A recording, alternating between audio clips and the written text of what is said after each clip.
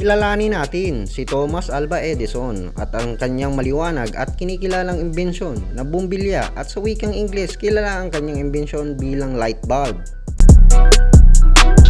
Si Thomas Alva Edison, siya ang sikat na Amerikanong businessman at inventor.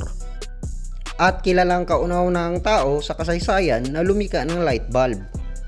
At kinikilala ito sa buong mundo. At bago tayo mag-umpisa sa ating susunod na topic, huwag kakalimutan na mag-like, share, subscribe at pindutin ang notification bell.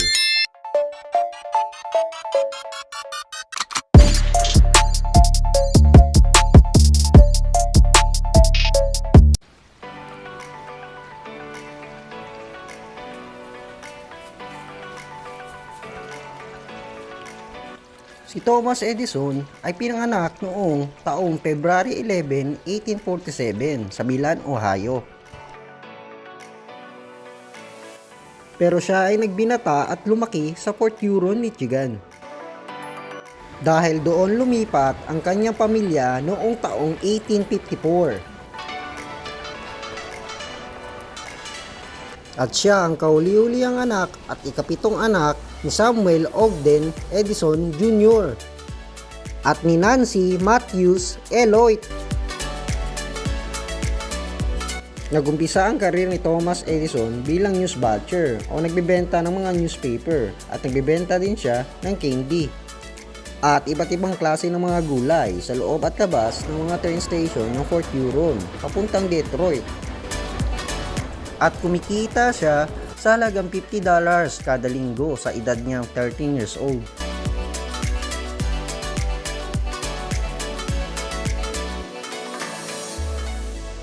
Sa edad na 13 years old, si Thomas Edison ay nag-iipon ng pera. At karamihan sa mga naiipon niyang pera ay napupunta sa pagbili ng mga kagamitan para sa gagawin niyang mga eksperimento sa electrical at chemical.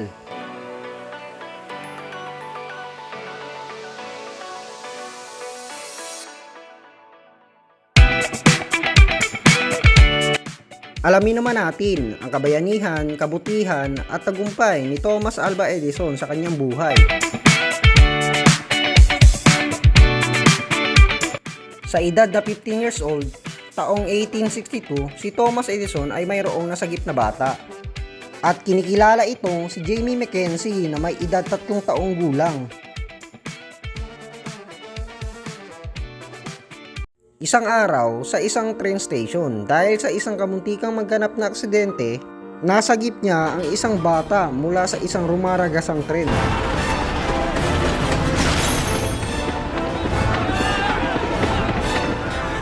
Nakamuntikang mahagip at maaaring humantong sa pagkakaipit ng bata mula sa boxcar.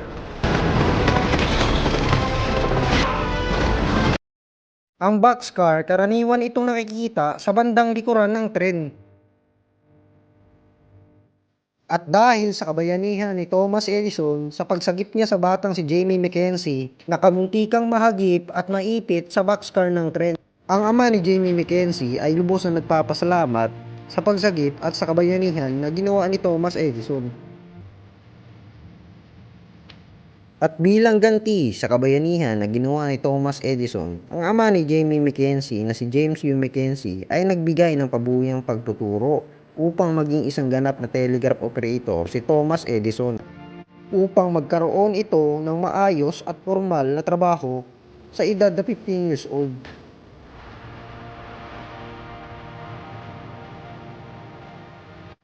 At naging matagumpay naman si Thomas Edison na maging isang ganap na telegraph operator sa isang kumpanya. At ito ang kauna-unahang formal at maayos na trabaho ni Thomas Edison sa kasaysayan ng kanyang buhay. Ang trabaho ni Thomas Edison bilang telegraph operator ay makapagbigay ng signal sa pagitan ng bansang United States at bansang Canada. Ang telegraph operator ay isang operator na gumagamit ng isang telegraph key upang maipadala at matanggap ang Morse code upang makipag-usap sa pamamagitan ng mga linya ng lupa, landline o radio. Ang Morse code ay isang paraan ng telekomunikasyon na nag-i-encode ng mga text character bilang standardized sequence ng dalawang magkaibang tagal ng signal na tinatawag ng mga tuldok o gitling o dits o dash.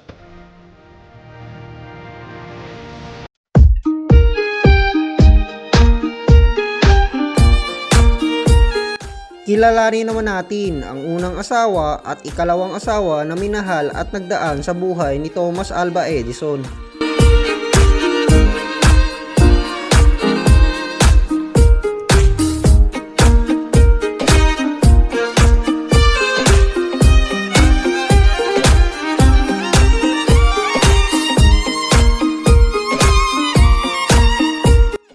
Ang kauna-unahang asawa ni Thomas Alva Edison ay kinikilalang si Mary Stilwell.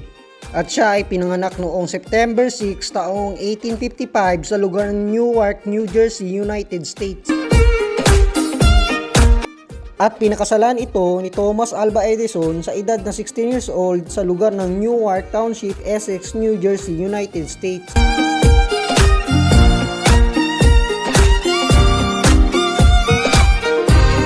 At tumagal ang pagsasama nila sa loob ng 13 years. At sa kasawiang palad, ito ay dinapuan ng malubhang karamdaman na posibleng mula sa brain cancer at sa wikang Tagalog, tumor sa utak.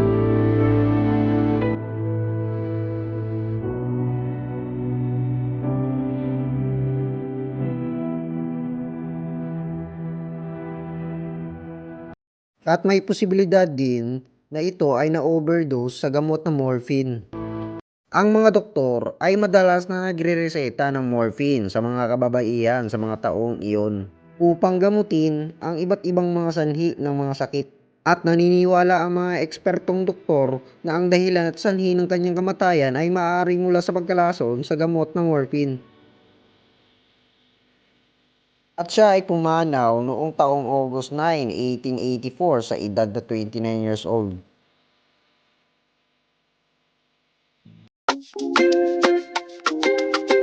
At pagkatapos ilibing si Mary Stilwell ay ipinagpatuloy pa din ni Thomas Alva Edison ang kanyang mga pangarap na tumuklas ng mga imbensyon.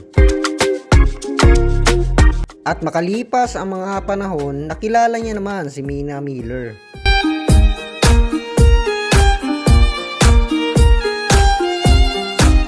Kilalanin naman natin ang ikalawang asawa ni Thomas Alva Edison. Ang ikalawang asawa ni Thomas Alva Edison ay kinikilalang si Minna Miller. Siya ay pinanganak noong taong July 6, 1865 sa lugar ng Akron, Ohio, United States. At siya ay pinakasalan ni Thomas Alva Edison sa edad na 20 years old sa lugar ng Akron, Ohio, United States noong taong February 24, 1886.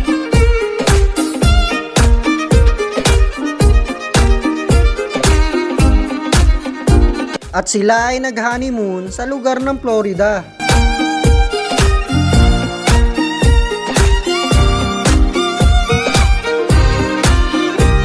At bumili si Thomas Alva Edison ng 13 ektarya ng ari-arian sa Fort Myers, Florida sa halagang $2,750 at itinayo ang tinatawag na Seminole Ranch bilang isang winter retreat.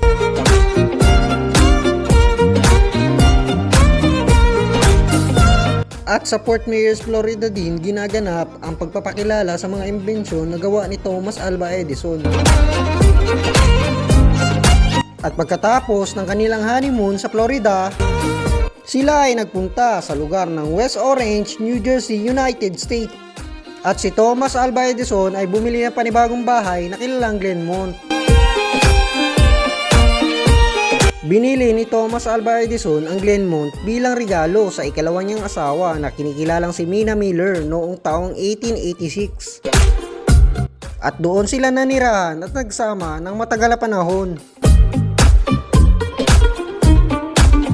At sa kasawiang palad, si Minna Miller ay binawian ng buhay noong taong August 24, 1947 sa edad na 82 years old.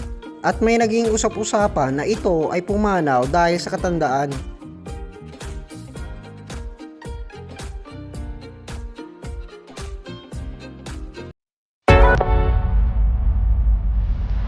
Ang ating susunod na topic ay maikling video para sa pagpapakilala sa mga anak ni Thomas Alva Edison. Ang tatlong anak ni Thomas Alva Edison mula kay Mary Stilwell.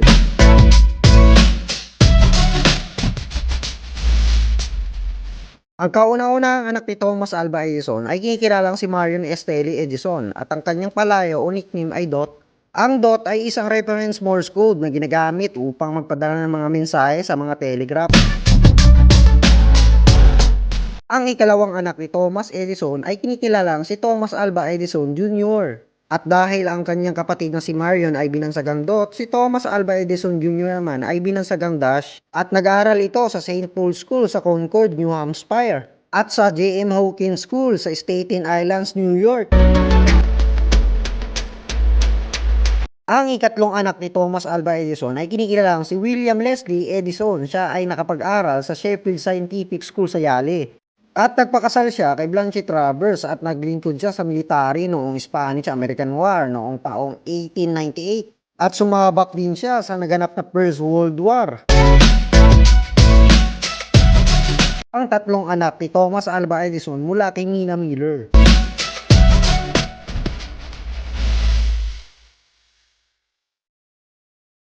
Ang ikaapat na anak ni Thomas Alva Edison ay kinikilalang si Madeline Edison.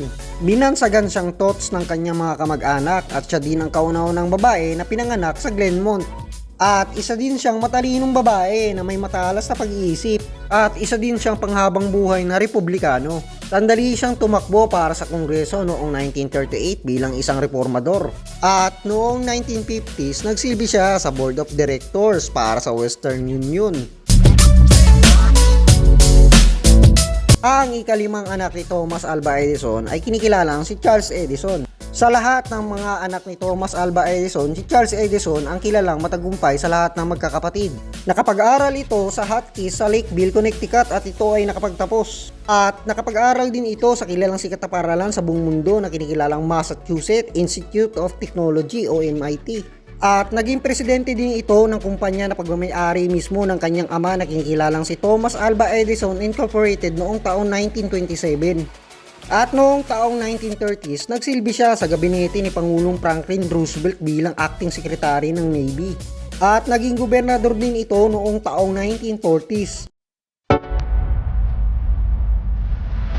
Ang ika-anim na anak ni Thomas Alva Edison ay kinikilalang si Theodore Miller Edison. Ang pangalan niya ay kinuha sa kapatid ni Nina Miller na kamamatay lamang sa naganap na digmaan sa pagitan ng Spanish-American War noon. At nung bata pa ito, tinawag siyang Dalita Laboratory Assistant ng pamilya niya dahil ito ay nagpakita ng maagang interes sa larangan ng agam. At nagsasagawa din ito ng maraming eksperimento sa Glenmont. At nakapag-aaral din ito sa Massachusetts Institute of Technology o MIT. At ito ay nakapagtapos ng koleyo sa kursong Physics degree noong taong 1923. At gumawa din ito ng sariling kumpanya na tinatawag na Calibron Industries Inc. At nagtayo din ito ng sariling maliit na laboratorio sa lugar ng West Orange. Kilala din si Theodore Miller Edison bilang mabait na anak ng pamilya Edison. Ang ating susunod na topic ay ang Menlo Park Laboratory.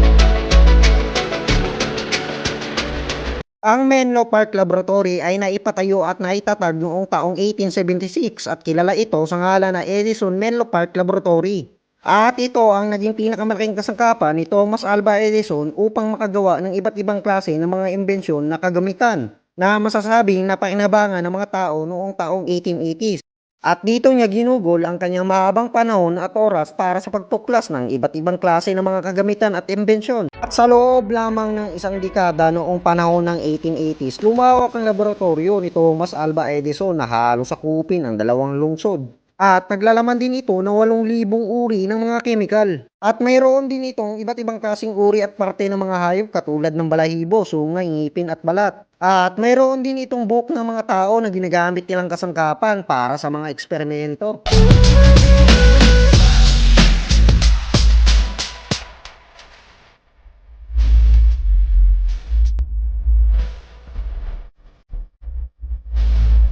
Kinikilala si Thomas Alva Edison sa kasaysayan dahil sa hindi makakalimutang imbensyon ng kauna-unahang light bulb. May tatlong klase ng katawagan sa light bulb noong panahon ng 1870s at 1880s. Ang unang katawagan dito noon ay ang incandescent lamp. Ang sumunod na ikalawang katawagan nito ay incandescent light globe.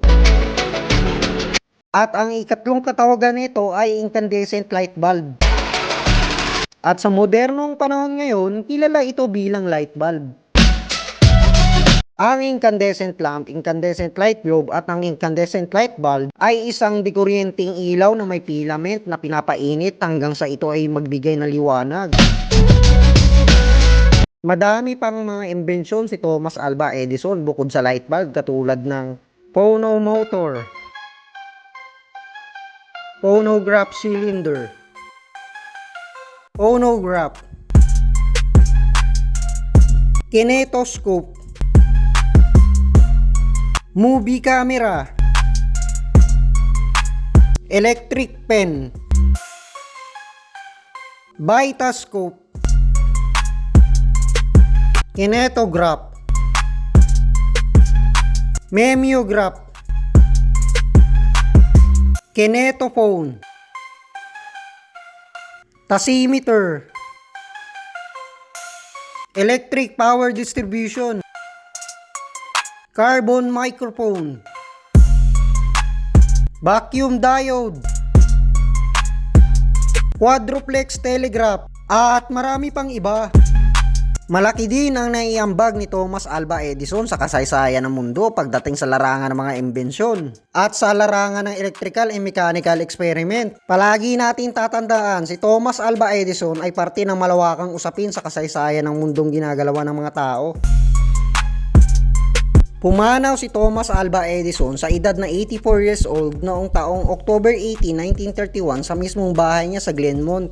At ang dahilan ng kanyang pagpanaw ay ang komplikasyon ng diabetes. Take note na unang pumanaw si Thomas Alva Edison bago pumanaw si Minna Miller.